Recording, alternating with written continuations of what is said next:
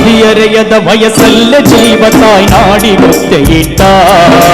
ಹೆತ್ತ ತಾಯಿ ಬಂಧು ಬಳಗ ಪ್ರೀತಿ ಬಂಧನವ ಮೆಟ್ಟಿ ನಿಂತ.